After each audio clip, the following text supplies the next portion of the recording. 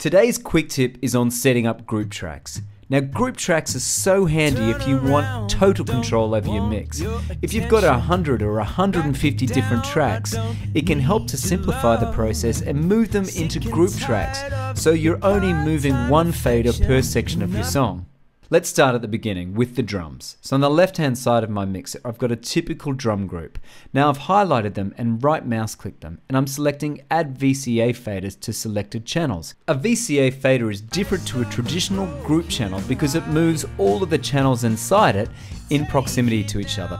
Next step is to group my vocals together. So I hold down Shift and select my vocal tracks. Then right mouse click and select Add Group Channel to selected channels.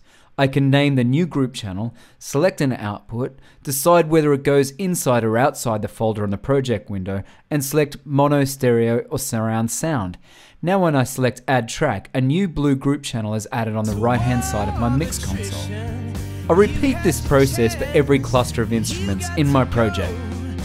What I'm doing is similar to breaking an orchestra down into different instrument sections and applying a group fader to each of those individual sections, which means instead of mixing with hundreds of different faders for every separate instrument in the orchestra, I'm mixing with about 12 or 13 group faders. Now the jury has spoken.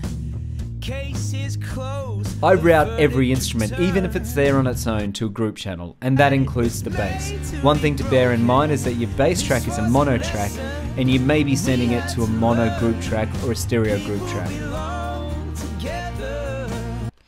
In the space of a few short moments, we've assigned all of the main sections of our mix to their very own group track.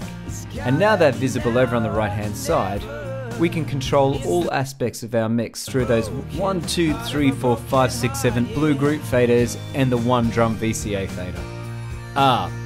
Make that 8 group faders. There's a harp solo in the middle of this track, so I need to add the harp to a group track. Easily done. And when I say easily done, I mean set up a group track for harp. Not forget about a harp solo.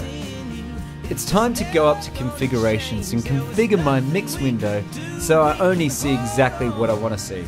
You can define how you see your mixer. Now this is a very simple mix setup, but this is quick tips.